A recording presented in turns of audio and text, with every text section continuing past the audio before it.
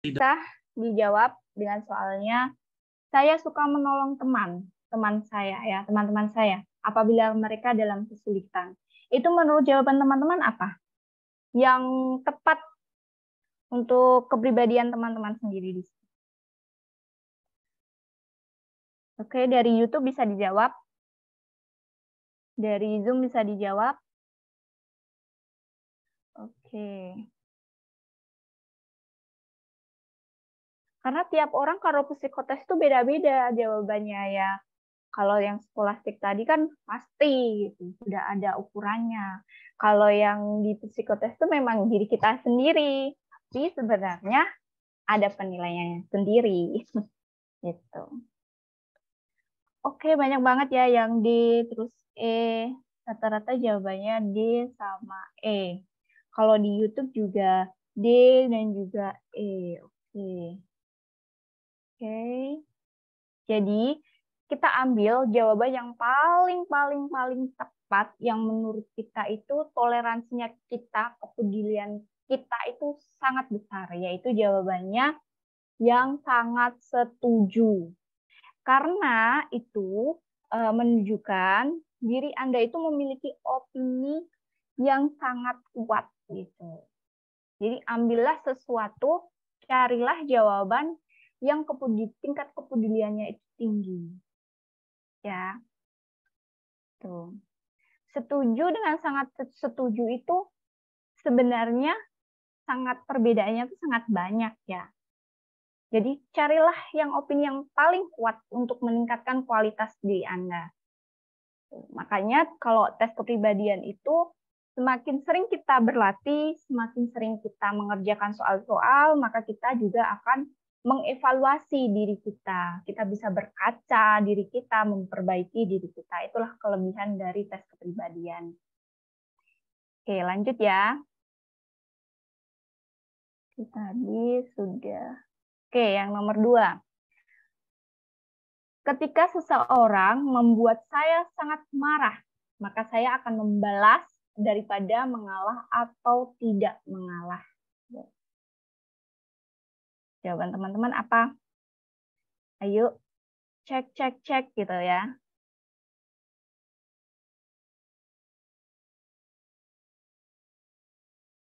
Oke, lanjut yang ini jawabannya apa? Oke, ada D, ada C, ada A. Kemudian ada apa lagi? Ada E juga, A, B, C, D ya. Lengkap ini ya. Oke. Oke. Jawabannya itu yang D, karena kita harus bisa mengendalikan diri kita, jangan tersulut emosi. Nah, biasanya di tes psikotes ini di soalnya itu agak rancu, jadi harus mengulang bacaan lagi. Nah, jangan sampai teman-teman di sini itu mengulang bacaan. Ketika teman-teman mengulang bacaan, itu akan mempengaruhi waktu atau memperlambat waktu gitu. Jadi sebisa mungkin konsentrasi, fokus satu kali baca, satu kali jawab. Tuh. Yang D ya, karena bisa diri kita mampu mengendalikan diri. Ya, ada yang sering, ada yang jawab sering. Oke, yang sering ya harus belajar lagi ya untuk mengendalikan emosinya. Ya, aku sih cepet-cepet aja yang ini ya psikotes itu. Pokok teman-teman sering latihan aja deh, yang baca ini.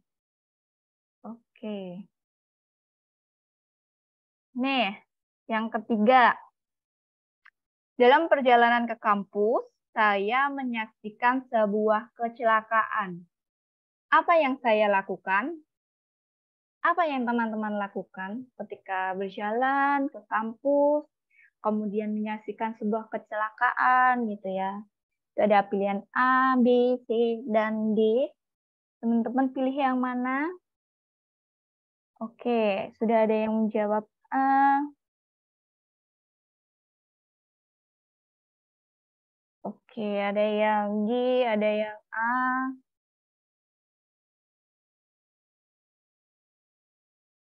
Oke, ada lagi yang... Wah, banyak banget ya. Ada yang A gitu ya. Oke. Jadi jawabannya itu yang A, memastikan kondisi korban untuk mengambil langkah selanjutnya. Itu menunjukkan teman-teman itu memiliki jiwa yang positif gitu. Dalam arti positifnya itu kita juga membantu orang, melihat dulu kondisinya, kemudian langkah selanjutnya bisa telepon di itu ya, emergency gitu kan. Tuh. Jadi semuanya sering-sering belajar, fokus udah itu. Kalau dari kepribadian umum ini tuh, kalau di tes kemarin tuh ya hanya seperti ini, tapi memang soalnya tuh banyak, bacaannya juga panjang, jadi butuh konsentrasi. Nah, di sini fungsi aku untuk menjelaskan ke teman-teman yaitu ngasih tips dan triknya. Jadi satu kali baca aja, tapi yang fokus ya, karena waktunya memang kalau dilihat dari segi waktunya panjang, tapi ketika kita mengerjakan ternyata tinggal sedikit waktunya itu karena banyak banget soalnya. Jadi teman-teman tetap semangat ya buat ngikutinnya. Nah, ini untuk moderasi beragama. Sebenarnya soal-soal moderasi beragama itu sudah banyak yang keluar ya, termasuk dari kemarin Kementerian Agama sudah membuka peluang untuk P3K ya. P3K itu banyak banget moderasi beragamanya. Dan di situ teman-teman bisa belajar berlatih dari soal-soal P3K beragama itu. Mungkin di sini udah ada yang pernah ikut tes moderasi beragama? Kalau ada komen dong gitu. Ada gitu. Kalau ada kan nanti bisa berbagi, pasti sudah punya soal-soalnya kan bisa dibagikan ke teman-teman.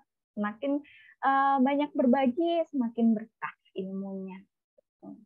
Nah, moderasi beragama itu adalah sebuah jalan tengah dalam sebuah forum atau sejumlah forum diskusi dan tidak berpihak kepada siapapun atau pendapat manapun. Jadi dia di tengah-tengah ya. Kemudian materi dari moderasi beragama itu seseorang tidak ekstrem dan tidak berlebih-lebihan saat menjalankan ajaran agamanya. Ada yang agamanya misalnya Islam, fanatik banget dengan Islam, tidak mau bergaul dengan yang non-Islam. Misalnya ada suatu adat dari seorang non-Muslim, kemudian yang Islamnya dipanggil gitu ya untuk bergabung, benar-benar ditolak, tidak ada toleransi sama sekali, ya itu salah ya. Jadi moderasi beragama itu kita lebih di garis besarnya itu kita harus saling merangkul, harus saling bersama, walaupun keyakinan kita berbeda, tapi kita harus tetap satu karena kita Indonesia gitu ya. Itu fungsinya moderasi beragama. Oke, lanjut. Ini soalnya, oh belum ya. Nah, ini 4 indikator moderasi beragama yang biasa muncul di tes ya. Di soal-soalnya itu adalah ada komitmen kebangsaan, karena penerimaan prinsip-prinsip kebangsaan dan bernegara itu sesuai dengan peraturan Undang-Undang 1945 dan regulasi yang di bawahnya, termasuk peraturan pemerintah, peraturan Kementerian Agama, dan seterusnya. Kemudian yang kedua yaitu ada toleransi, di mana menghormati perbedaan dan memberikan ruang untuk orang lain. Yang ketiga, anti kekerasan, menolak tindakan seseorang ataupun kelompok tertentu yang menggunakan cara-cara kekerasan. Kemudian yang keempat, penerimaan terhadap tradisi ramah, yaitu penerimaan tradisi dan budaya lokal yang ada di daerah sekitarnya atau di lingkungan tempat tinggal teman-teman. Nah, moderasi beragama ini, waktu tes wawancara, benar-benar jadi poin yang sangat utama ketika kita diwawancara. Jadi, selain teman-teman belajar tesnya, teman-teman juga harus membaca, harus mengaplikasikan moderasi beragama ini di lingkungan teman-teman tinggal. Oke, dari kebiasaan teman-teman mengikuti moderasi beragama ini akan mempermudah teman-teman untuk menjawab saat melakukan tes wawancara. Ini salah satu contoh soalnya. Ani dan Nia adalah dua sahabat karib. Mereka adalah penganut agama yang berbeda. Suatu hari, Ani mengajak Nia untuk beribadah di tempatnya. Jika Anda adalah Nia, maka tindakan Anda adalah, silakan dijawab di kolom komentarnya.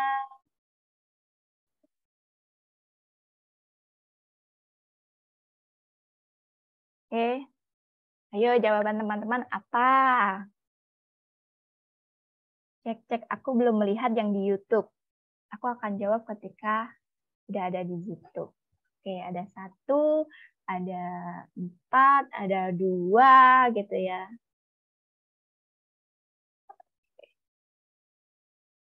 Oke.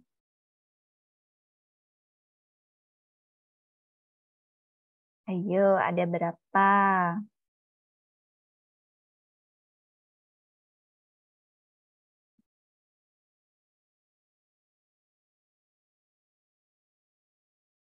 Oke, di sini ada yang jawab kalau di YouTube. Oke, ada yang 4. Oke.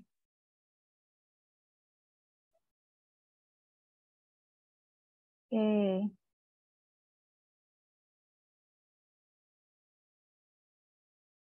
Oke.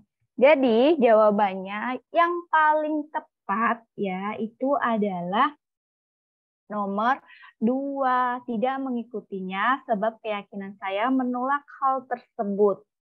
Nah, ini biasanya jawabannya rancu di antara yang nomor 4. Saya hanya menunggu di depan pintu. Tapi poinnya di sini adalah perbedaan agama, yaitu ada kata kuncinya ada agama, ya. Dan ini ada untuk beribadah. Maka jawabannya harus ada kata penolakan karena dia akan diajak untuk beribadah. Gitu. Jadi kata kuncinya teman-teman harus tahu, ya. Itu sih dari saya, nanti bisa dilanjut untuk sesi tanya jawabnya. Kalau moderasi agama itu ada juga di beberapa soal yang ada di tes P3K kemarin ya. Mungkin coba aku carikan filenya. Insya Allah kalau nanti sudah ketemu aku bagikan ke nanti bisa dibagikan ke grup teman-teman semuanya. Gitu. Kalau tes moderasi beragama itu harus tahu kuncinya ya. Kunci di soalnya itu apa? Ada yang agama, kemudian ada juga yang adat istiadat gitu. Kemudian ada juga kesepakatan bersama. Ya ini ada yang komitmen kebangsaan, toleransi, anti kekerasan, penerimaan terhadap tradisi ramah, yang dimana ada tradisi lokal. 4 kunci ini, 4 kunci itu yang teman-teman harus pegang di moderasi beragama. Semakin sering teman-teman latihan dan mengaplikasikannya di lingkungan akan semakin mudah dan akan semakin mengerti, paham gitu. Itu aja sih dari saya ya, Bang Ivan gitu ya. Nih, Pak Moderator, mungkin itu yang bisa saya bagi, nanti bisa teman-teman bisa bertanya untuk kelanjutannya. Itu aja deh. Semoga bermanfaat ya buat teman-teman, semoga dilancarkan semuanya, setiap tahap tesnya, semangat semuanya. Dah. Oke, saya kembalikan ke moderator. Oh ya, jangan lupa ya subscribe YouTube-nya Cakrawala Indonesia Bangkit. Nanti di situ di-share juga ya materinya yang malam ini di Zoom. Gitu. Jangan lupa subscribe dan juga follow Instagramnya @bid_Indonesia. Dah, Mas Moderator, monggo. Nah, terima kasih, Mbak. Bisa ditutup dulu share screen-nya, Mbak. Oke. Oke. Terima kasih, Mbak Melinda. Sangat-sangat luar biasa sekali. Bisa membimbing mayoritas dari para audien ini cukup ceria juga. Banyak semangatnya yang semakin menjadi-jadi.